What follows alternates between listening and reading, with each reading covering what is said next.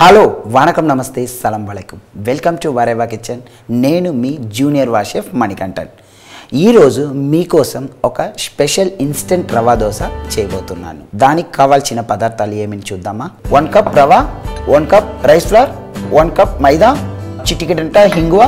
జీలకర్ర కరివేపాకు పచ్చిమిరపకాయలు మీకు కావాలంట ఉల్లిపాయలు వేసుకోవచ్చు ఈ రవా దోశకు మన ఉల్లిపాయల్ని సన్నగా తరుక్కోవాలి ఈ ఉల్లిపాయల్ని కట్ చేయాలంట నాకు చాలా కష్టం ఎందుకంటే కళ్ళల్లో నీళ్ళు వస్తాయి పచ్చిమిరపకాయల్ని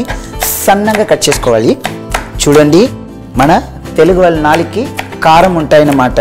సో దానివల్ల మన పచ్చిమిరపకాయల్ని సన్నగా కట్ చేసుకుంటాం ఇప్పుడు ఫస్ట్ ఒక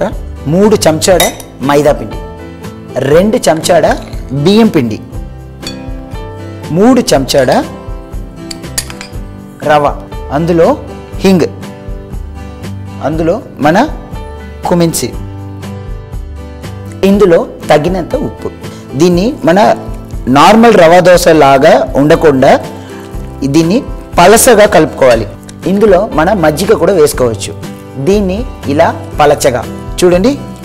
ఇప్పుడు మన రవా దోశ బ్యాటర్ రెడీ ఇప్పుడు మన రవా దోశ కోసం చట్నీ రెడీ చేసుకుంటాం ఫస్ట్ మన గ్యాస్ ఆన్ చేసి పెనం లైట్గా వేడి ఎక్కిన తర్వాత మన పల్లీలు వేసి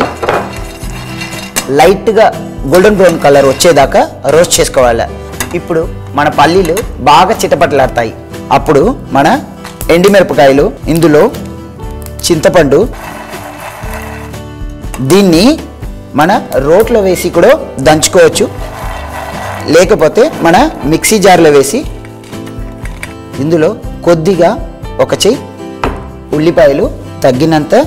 సాల్ట్ దీన్ని మిక్సీలో గ్రైండ్ చేసుకుందాం ఇప్పుడు దోశ పెనం పెట్టి వేడి చేసుకుందాం దోశ పెనం వేడి ఎక్కే లోపల మన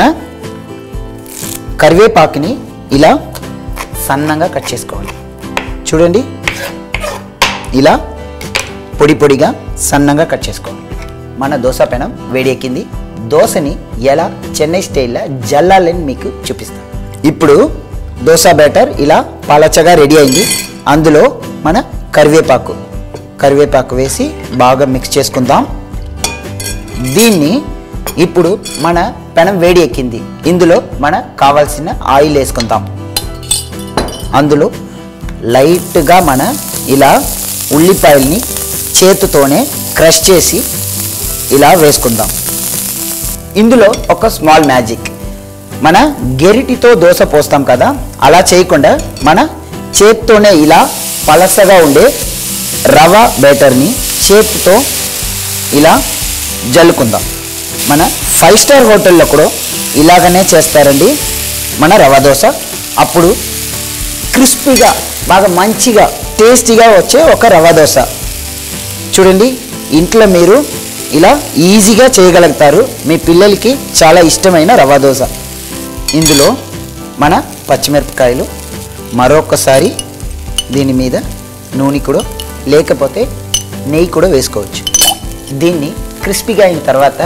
ఎలా తీయాలని చూద్దాం చూడండి మన రవా దోశ ఇప్పుడు మంచిగా వచ్చి చూడండి మన హోటల్లో కూడా ఇలా ఉండదు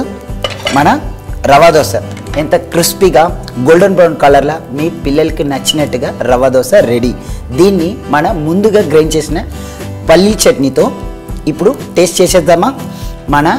ఫ్లేవర్ఫుల్ అయిన వేడివేడిగా అసలైన సిసలైన క్రిస్పీ రవా దోశ మన హింగ్ సగాయంతో కలిపిన ఈ దోశ బాగా టేస్టీగా ఉంటాయి మీరు కూడా మీ పిల్లలకి చేసి పెట్టి ఎంజాయ్ చేయండి